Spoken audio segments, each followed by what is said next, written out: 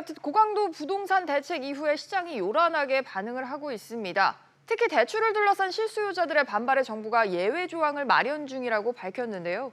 이 내용들도 취재 기자와 하나하나 살펴보도록 하겠습니다. 스튜디오에 이한나 기자 나와 있습니다.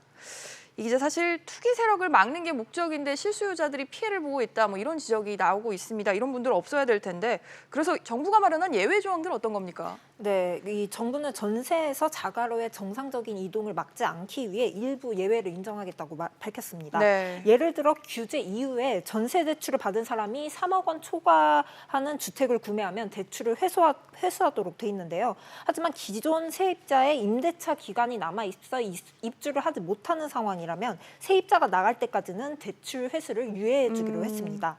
또 재건축 조합원이 2년 이상 실거주해야 분양권을 내주기로 한 것을 두고도 논란이 많은데요. 그렇죠. 등록 임대사업자에 대해선 별도의 대책을 마련 중인데 현재로서는 예외 적용이 유력합니다. 또 대출 어떻게 되는 건지, 대출 어떻게 받을 수 있는 건지 궁금해하시는 분들도 많습니다. 먼저 투기과열지구에 보유 중인 아파트를 전세를 주고 새 전셋집을 구하는 경우에 이 경우에도 대출이 가능한 건가요? 네, 가능한데 조건이 있습니다. 1주택자이고 지금 가지고 있는 주택이 9억 원 이하면 됩니다. 9억 원 아래로. 네.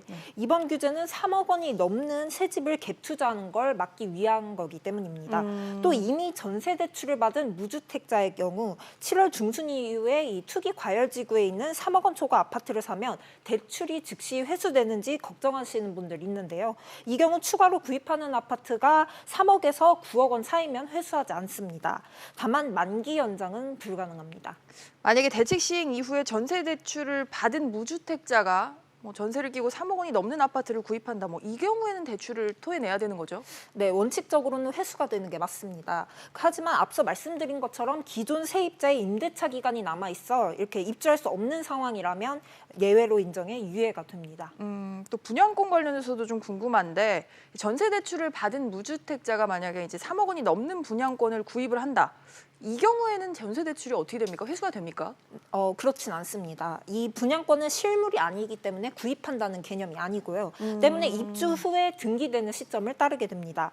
추가로 청약 관련해서도 설명을 드리겠습니다. 청약에 당첨돼 중도금 대출을 받아야 하는데 이 아파트가 조정 대상 지역에 포함된 경우 중도금 대출 한도 기준은 오늘을 기점으로 달라집니다. 원칙적으로는 19일 이후 이 대출을 신청했다면 강화된 LTV를 따라야 하기 때문에 줄어듭니다. 하지만 중도금 대출이 잔금 대출로 전환된 것이라면 기존 LTV 적용이 가능합니다. 네, 부동산 대출 관련해서 이모저모 궁금한 점들 이한나 기자와 짚어봤습니다. 이 기자 잘 들었습니다.